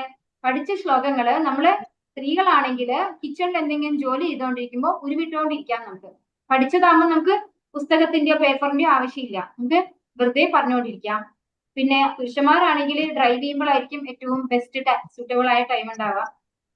അതായത് അവർ ഡ്രൈവ് ചെയ്യുന്നവരൊക്കെ ആണെങ്കിൽ അവർക്ക് ആ സമയത്ത് ഇത് സ്മരിക്കാം, അല്ലെങ്കിൽ വേറെ എന്തെങ്കിലും ചെയ്യുന്ന സമയത്ത് ഇതിങ്ങനെ ഉരുവിടാൻ പറ്റും. അങ്ങനെയാണെങ്കിൽ മാത്രമേ നമുക്ക് അതുകൊണ്ട് പ്രയോജനം കിട്ടുള്ളൂ. അടുത്ത ശ്ലോകം നോക്കാം. മാമുപീത്യ പുനർജന്മ ദുഃഖാലയമശാശ്വതം നാപ്നുവന്തി മഹാത്മാനഃ സംസിദ്ധിം പരമാം ഗതാഃ. ഇതൊക്കെ ഇമ്പോർട്ടന്റ് ശ്ലോകാസ് ആണ്. ഒരു പ്രാവശ്യം ചൊല്ലാം അല്ലെ എല്ലാവർക്കും? മാമുപേത്യ പുനർജന്മ ദുഃഖാലയമശാശ്വതം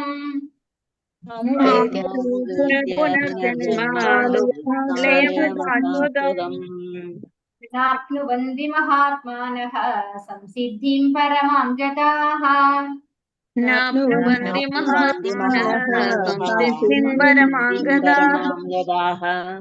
ഹരേ കൃഷ്ണ. അപ്പൊ എല്ലാരും ഏകാദശി പാരായണത്തിന് പേര് കൊടുത്തിട്ടില്ലേ? ചൊല്ലുന്നില്ലേ എല്ലാരും ശ്ലോകം? ഇങ്ങനെ നമുക്കൊരു ഓപ്പർച്യൂണിറ്റി കിട്ടുമ്പോ ഉണ്ടല്ലോ, ഇതിപ്പോ റെക്കോർഡൊന്നും അല്ല, നമുക്ക് വെറുതെ ചൊല്ലി പോയാൽ മതി. അപ്പോ എന്താണ്, നല്ല രീതിയിൽ ചൊല്ലി പ്രാക്ടീസ് ചെയ്യാനും ഒരു നല്ല സൗകര്യമാണ്. എല്ലാവരുടെ കൂടെയും ചൊല്ലാൻ നമുക്ക് നല്ല രസമായിരിക്കും. ഏകാദശിക്ക് സമയമുള്ളവരുണ്ടെങ്കിൽ എല്ലാവരും പേര് കൊടുക്കുക. ചെല്ലാൻ അധികം അറിയുന്നില്ലാത്തവരാണെങ്കിൽ കൊടുത്ത ആ ഒരു അധ്യായം അത് നമ്മൾ ഒന്ന് പ്രാക്ടീസ് ചെയ്യാം. അതുപോലെ എല്ലാ 14 ദിവസം കൂടുമ്പോഴും നമുക്ക് ഏകാദശി വരുന്നുണ്ട്. അപ്പൊ നിങ്ങൾക്ക് അഡ്വാൻസ് ആയിട്ട് നിങ്ങൾക്ക് ഇന്ന അധ്യായം ചൊല്ലാൻ ഞാൻ അടുത്ത പ്രാവശ്യം ഇത് ചൊല്ലാന്ന് പറഞ്ഞ് പ്രാക്ടീസ് ചെയ്തിട്ടും ചൊല്ലാവുന്നതാണ്. അപ്പൊ ഓരോരോ തവണ ഓരോരോ അധ്യായം മാറ്റി മാറ്റി ചൊല്ലുകയാണെങ്കിൽ എല്ലാത്തിലും പ്രാക്ടീസും ആവും. ഇപ്പൊ ഇവിടെ ഈ ഒരു ശ്ലോകത്തിൽ ഭഗവാൻ എന്താ പറയുന്നത്? ഹരേ കൃഷ്ണ. മാതാജി, ഞങ്ങൾ പിന്നെ ധ്യാന ശ്ലോകേ അത് ചൊല്ലിയാ മതിയോ? ഇതാരാ ചോദിക്കുന്നത്? രാധാകുമാരി. ധ്യാന ശ്ലോകം ചൊല്ലാൻ പറ്റുമോ നമ്മള് ഫസ്റ്റ്? എല്ലാം ചൊല്ലാം മാതാജി. അത് ഗീതാ മാതാജിയുടെ അടുത്തോ മിനി മാതാജിയുടെ അടുത്തോ കമ്മ്യൂണിക്കേറ്റ് ചെയ്താൽ മതി. അവരാണത്. മാതാജി ഗ്രൂപ്പ് ഓപ്പൺ ആണ്, ഗ്രൂപ്പിൽ പറഞ്ഞാൽ മതി മാതാജി. ഹരേ കൃഷ്ണ. ഹരേ കൃഷ്ണ.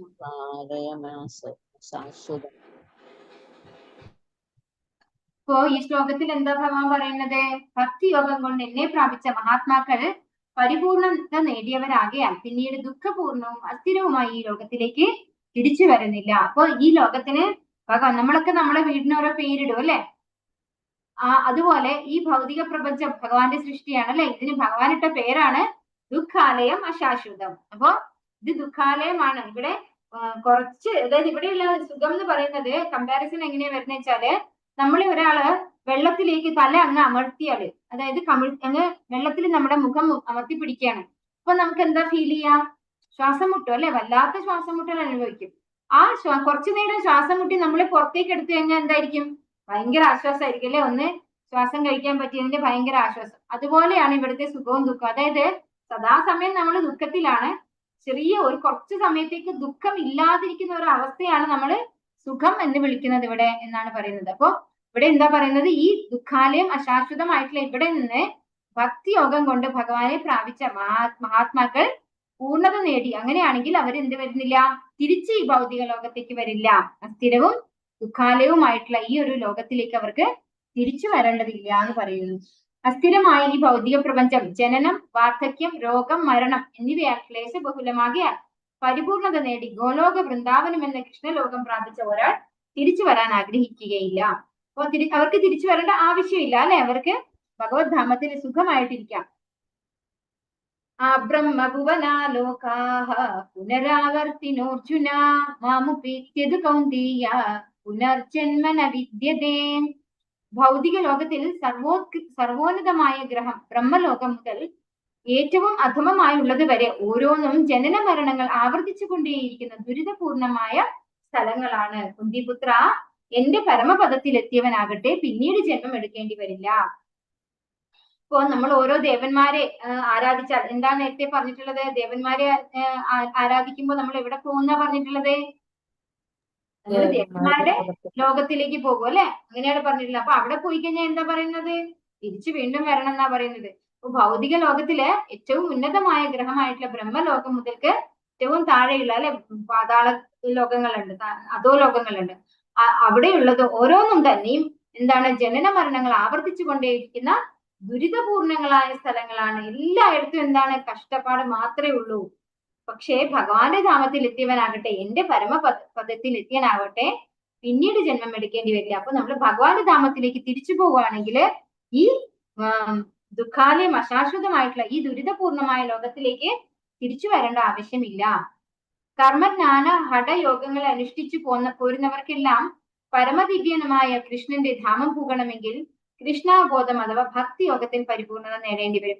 പഞ്ചാഗ്നി വിദ്യ എന്ന യത്നം അനുഷ്ഠിച്ച് മനുഷ്യന് ബ്രഹ്മലോകം പോകാൻ കഴിയും. എന്നാൽ ബ്രഹ്മലോകത്തിൽ വെച്ച് കൃഷ്ണാബോധം പരിശീലിക്കാതിരുന്നാൽ അയാൾക്ക് ഭൂമിയിൽ തിരിച്ചു വരേണ്ടി വരും. ഇപ്പോ ഏറ്റവും ബുദ്ധിമുട്ട് എന്താണെന്നറിയോ? നമ്മൾ ഈ ബ്രഹ്മലോകം, സ്വർഗലോകം, ഇതിന്റെയൊക്കെ പ്രശ്നം എന്താ വെച്ചാല് അവിടെ പോയിട്ട് കൃഷ്ണാബോധം ചെയ്യാൻ നമുക്കൊന്നും തോന്നൂല. അവിടെ പരമസുഖാണ്.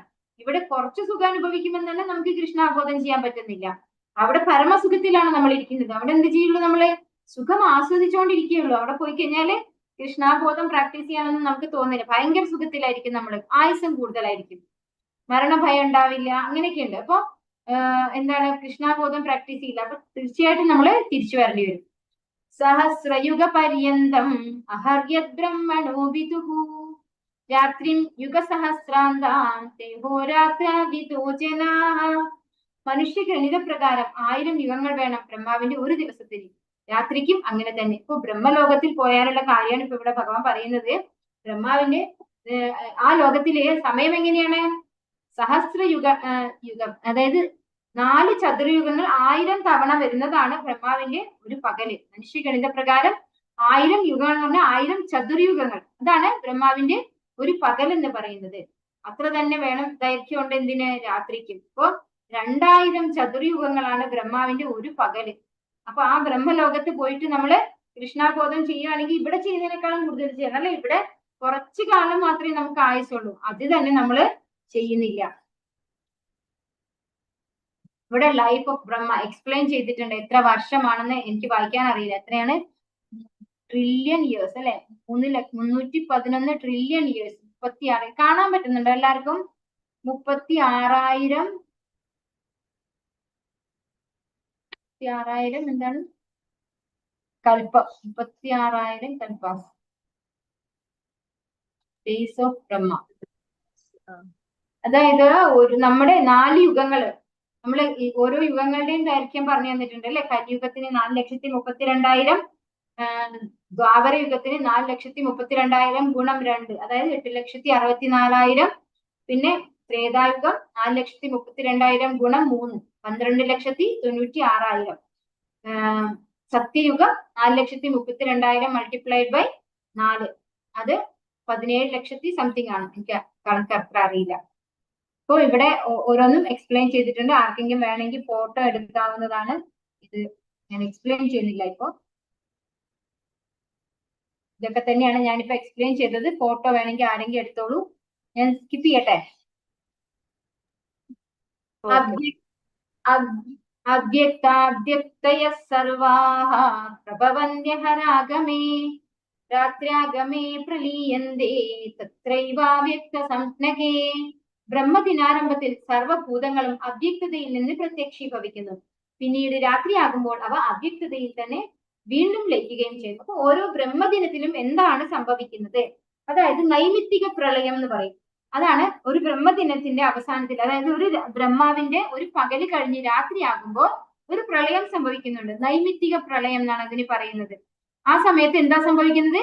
ബ്രഹ്മദിനാരംഭത്തിൽ സർവ്വഭൂതങ്ങളും അവ്യക്തതയിൽ നിന്ന് പ്രത്യക്ഷീഭവിക്കുന്നു.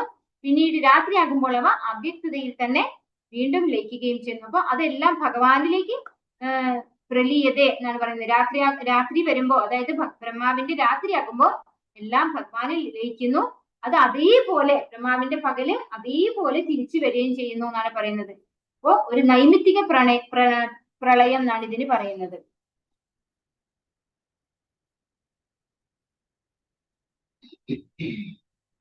ഭൂതഗ്രാമസ ഏവായം ഭൂത്വാ ഭൂത്വാ പ്രലീയതേ രാത്ര്യാഗമേവ ശപ്പാർത്ത പ്രഭവത്യഹരാഗമേ. വീണ്ടും വീണ്ടും ബ്രഹ്മദിനാരംഭത്തോടെ സകല ഭൂതജാലങ്ങളും ഉളവാകുന്നു. ബ്രഹ്മനിശാഗമത്തിൽ അവയെല്ലാം നിസ്സഹായരായി നശിക്കുന്നു. അപ്പോ ബ്രഹ്മാവിന്റെ ഓരോ ദിവസവും എന്താണ് സംഭവിക്കുന്നത്? ഒരു ദിവസം എന്ന് പറയുന്നത് എന്താണ്? 4 ചതുർയുഗങ്ങളുടെ 1000 ആവൃത്തിയാണ് അല്ലെ? അതാണ് ബ്രഹ്മാവിന്റെ ഒരു പകൽ 12 മണിക്കൂർ എന്ന് പറയുന്നത്. അപ്പൊ അത്രയും ദൈർഘ്യമുണ്ട് ബ്രഹ്മാവിന്റെ അടുത്ത്. ബ്രഹ്മലോകത്തിൽ നമ്മൾ പോയി കഴിഞ്ഞാൽ നമുക്ക് അത്രയും സമയം നമുക്ക് അവിടെ എന്താണ്, വളരെ ചെറിയ സമയമായിട്ടാണ് വലിയ ലെങ്തി ടൈം വരിക അല്ലെ? ഇത്രയും സമയം നമ്മൾ സുഖത്തിലിരിക്കുമ്പോൾ നമ്മൾ എന്ത് ചെയ്യില്ല? കൃഷ്ണാബോധം ചെയ്യില്ല. അങ്ങനെ ചെയ്തു കഴിഞ്ഞാൽ നമ്മൾ വീണ്ടും ഇവിടെ തിരിച്ചു വരേണ്ടി വരും. പരസ്തസ്മാതു ഭാവോന്യോ വ്യക്തോ വ്യക്താത് സനാതനഃ യസ്യ സർവേഷു ഭൂതേഷു നശ്യസ്സു ന വിനശ്യതി. വ്യക്തവും അവ്യക്തവുമായ ഭൗതിക പ്രകൃതിക്ക് അതീതമായി സനാതനമായ മറ്റൊരു വ്യക്തഭാവമുണ്ട്. സമുത്കൃഷ്ടമായ അതിന് ഒരിക്കലും നാശമില്ല. സർഗാവസാനത്തിലും അത് അതേപോലെ നിലനിൽക്കുന്നു. വ്യക്തവും അവ്യക്തവുമായ ഭൗതിക പ്രകൃതിക്ക് അതീതമായി, നമ്മൾ ഈ കാണുന്ന ഭൗതിക പ്രകൃതി അല്ലാതെ സനാതനമായ മറ്റൊരു വ്യക്തഭാവമുണ്ട്. ഒരു പെർമനന്റ് പ്ലേസ് ഉണ്ട്, ഒരിക്കലും നശിക്കാത്ത. സനാതനം എന്ന് പറഞ്ഞാൽ എന്താണ്? സനാതന ധർമ്മം എന്ന് പറയും നമ്മൾ അല്ലെ? ഒരിക്കലും നശിക്കാത്ത ധർമ്മം അല്ലെ? അതുപോലെ സനാതനമായ ഒരു ഭാവമുണ്ട്, ഒരു സ്ഥലമുണ്ട്. സമുത്കൃഷ്ടമായ അതിന് ഒരിക്കലും നാശമില്ല. സർഗാവസാനത്തിലും അത് അതേപോലെ നിലനിൽക്കുന്നു. അപ്പൊ ഈ പറഞ്ഞ ബ്രഹ്മദിന ആരംഭത്തിലും ബ്രഹ്മാവിന്റെ രാത്രി വരുമ്പോഴും എന്താണ് സംഭവിക്കുന്നത്? നൈമിത്തിക പ്രളയം സംഭവിച്ചത് അവ്യക്തതയിൽ പോയി ലയിക്കുന്നു. പക്ഷേ നാശമില്ലാത്ത ഒരു സ്ഥലം കൂടെ ഉണ്ട് എന്ന് പറയുന്നു ഭഗവാൻ അല്ലെ? അവ്യക്തമായ ഭൗതിക പ്രകൃതിക്ക് അതീതമായിട്ട്, വ്യക്തവും അവ്യക്തവുമായ ഭൗതിക പ്രകൃതിക്ക് അതീതമായിട്ട് സനാതനമായിട്ടുള്ള ഒരു ആധ്യാത്മിക ധാമം അല്ലെ? ഭഗവാന്റെ വൈകുണ്ഠ ലോകങ്ങളാണത്. അവിടെ പോയി കഴിഞ്ഞാൽ എന്താണ്? അത് ആ ഒരു ലോകത്തിന് ഒരിക്കലും നാശമില്ല. ഒരു ബ്രഹ്മദിനാരംഭമോ അതുപോലെ ഒരു പ്രളയമോ ഒരു തരത്തിലുള്ള കാര്യങ്ങളും അവിടെ ബാധിക്കുന്നില്ല. അത് ഭഗവാന്റെ ധാമമാണ്. സർഗ അവസാനത്തിലും അത് അതുപോലെ നിലനിൽക്കുന്നു എന്നാണ് പറയുന്നത്. സർഗ അവസാനം എന്ന് പറഞ്ഞാൽ എന്താണ്? ഭഗവാന്റെ സൃഷ്ടിയാണ് സർഗം. വിസർഗം ബ്രഹ്മാവിന്റെ സൃഷ്ടി. എന്തൊക്കെ നശിച്ചാലും ഭഗവാന്റെ ധാമം എന്താണ്? നാശമില്ലാത്തതായിട്ട് തുടരുന്നു എന്ന് പറയുന്നു. ഈ ഒരു ശ്ലോകം കൂടി എടുത്തിട്ട് നിർത്താം. അവ്യക്തോക്ഷര ഇത്യുക്തഃ തമാഹുഃ പരമാം ഗതി യം പ്രാപ്യ ന നിവർത്തന്തേ തദ്ധാമ പരമം മമ. വേദാന്തികൾ അവ്യക്തമെന്നും അക്ഷയമെന്നും വിശേഷിപ്പിക്കുന്നതും പരമമായ പ്രാപ്യസ്ഥാനം എന്നറിയപ്പെടുന്നതും ഒരിക്കൽ എത്തിച്ചേർന്നാൽ പിന്നെ മടങ്ങി വരേണ്ടതില്ലാത്തതുമാണ് എന്റെ പരമമായ ധാമം. ഇവിടെ തന്നെ നമുക്കൊരു കാര്യം മനസ്സിലാക്കാം. ഭഗവാൻ ഒരു ധാമമുണ്ട് അല്ലെ? നമുക്കൊരു വീടുണ്ടെങ്കിൽ ആ വീട് വെറുതെ ആരും ഇല്ലാണ്ട് വീട് കെട്ടിയതു ആരെങ്കിലും? ഇപ്പൊ നമ്മളൊരു വീടുണ്ടെങ്കിൽ അവിടെ എന്തുണ്ടാവും? വീട്ടുകാരും ഉണ്ടാവും അല്ലെ? അപ്പൊ അതുപോലെ ഭഗവാൻ ഒരു ധാമം ഉണ്ടെങ്കിൽ അവിടെ എന്തുണ്ടാവും?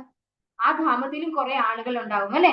ആ ധാമത്തിന് വ്യക്തിത്വം ഉണ്ട് എന്നല്ലേ നമുക്ക് അതിനകത്ത് മനസ്സിലാക്കേണ്ടത്. ഒരാളും ഇല്ലാത്ത ഒരു ധാമം എവിടെയെങ്കിലും നമുക്ക് ആവശ്യമുണ്ടോ അതിന്റെ? അപ്പൊ ഭഗവാൻ ഇവിടെ എന്താ വ്യക്തമായിട്ട് പറയുന്നത്? ധാമപരമം മമ അല്ലെ? വേദാന്തികൾ അവ്യക്തമെന്നും അക്ഷയമെന്നും അല്ലെ? വേദാന്തികൾ എന്ന് പറഞ്ഞാൽ ആരാണ്? വേദങ്ങൾ പഠിച്ചിട്ടുള്ളവര് അല്ലെ? അവര് അവ്യക്തം എന്നാണ് പറയുന്നത്, അക്ഷയം എന്നാണ് വിശേഷിപ്പിക്കുന്നത്. അത് ഭഗവാന്റെ പരമമായ പ്രാപ്യസ്ഥാനമാണ്. അതുപോലെ അവിടെ എത്തിച്ചേർന്നാൽ പിന്നെ മടങ്ങി വരേണ്ടതിന്റെ ആവശ്യമില്ല. അത് ഭഗവാന്റെ പരമമായ ധാമമാണ്. ചിന്താമണി ധാമം, സർവ്വ അഭിലാഷങ്ങളെയും നിറവേറ്റുന്നത് എന്നാണ് ഭഗവാൻ കൃഷ്ണന്റെ പരമധാമത്തെ ബ്രഹ്മസംഹിത പറയുന്നത്. തങ്ങൾക്ക് ഇഷ്ടപ്പെട്ട ഭക്ഷ്യസാധനങ്ങൾ നൽകുന്ന കൽപ്പവൃക്ഷങ്ങളുണ്ട് ഇവിടെ. ഒരിക്കലും പാൽ പറ്റാത്ത സുരഭികൾ എന്ന പശുക്കളുണ്ട്. ഈ ധാമത്തിലാണ് അനേകായിരം ലക്ഷ്മി ദേവിമാരുടെ പരിചരണം ഏറ്റുകൊണ്ട് ശ്രീ ഭഗവാൻ വാഴുന്നത്. ഓടക്കുഴൽ ഊതിക്കൊണ്ടിരിക്കുന്ന ഭഗവാന്റെ ഈ അതീന്ദ്രിയ ആകാരത്തേക്കാൾ ആകർഷകങ്ങളായി ലോകാലോകങ്ങളിൽ യാതൊന്നും തന്നെയില്ല.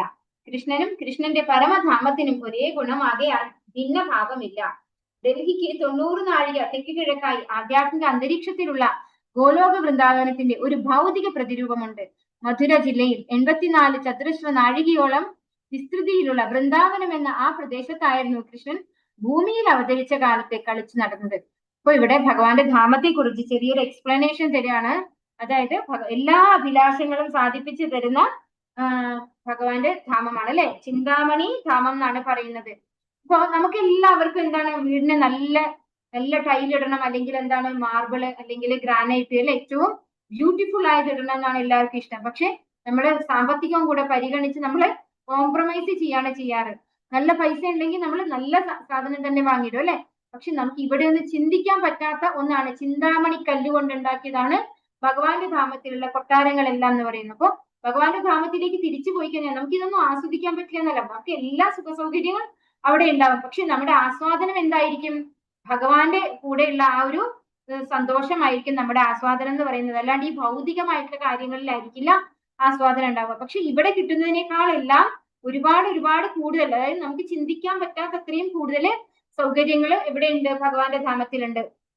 അവിടെ കൽപ്പവൃക്ഷങ്ങൾ ഉണ്ടെന്ന് പറയുന്നു ബ്രഹ്മസംഹിത. നമ്മൾ എല്ലാവർക്കും ചക്ക, മാങ്ങ ഒക്കെ ഭയങ്കര ഇഷ്ടമായിരിക്കും അല്ലെ. മാങ്ങയിൽ എന്തുണ്ടാവും? അതിന് പുറത്തൊരു തൊലി ഉണ്ടാവും. നമ്മൾ തൊലിയൊക്കെ ചെത്തി കളഞ്ഞാണ് കഴിക്കുക അല്ലെ.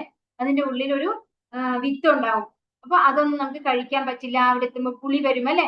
പിന്നെ അതുപോലെ ചക്ക എല്ലാവർക്കും ഇഷ്ടമായിരിക്കും അല്ലെ കഴിക്കാൻ. പക്ഷെ ചക്ക കിട്ടിക്കഴിഞ്ഞാൽ ഞങ്ങൾ പലപ്പോഴും കളഞ്ഞിട്ടുണ്ട്, കാരണം ഇത് നന്നാക്കി എടുക്കാൻ പറ്റാത്തത് കൊണ്ട്. പക്ഷെ കഴിക്കാൻ എല്ലാവർക്കും ഇഷ്ടമുള്ള ഒരു ഫ്രൂട്ടാണ് അതല്ലേ. നമുക്ക് അതേ സാധനം ഭഗവാന്റെ ധാമത്തിൽ എങ്ങനെയാ കിട്ടാം? അവിടെ എന്തിന്റെ ആവശ്യമില്ല? ചിന്താമണി വൃക്ഷമാണ്.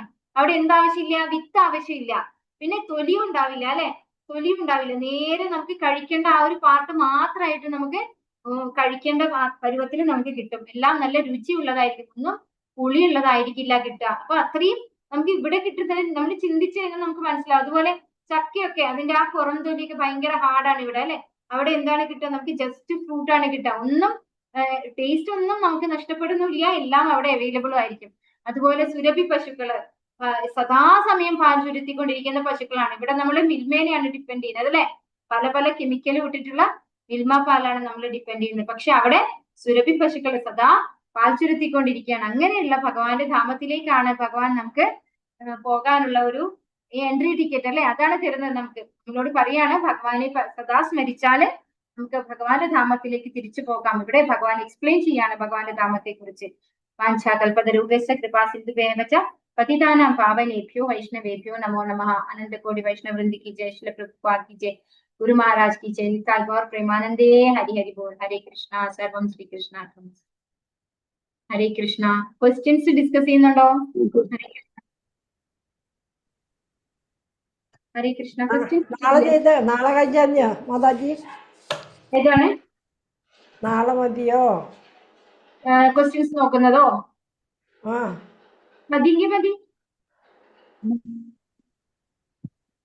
എല്ലാവർക്കും നാളെ മതിയെങ്കിൽ നാളെ നോക്കാം.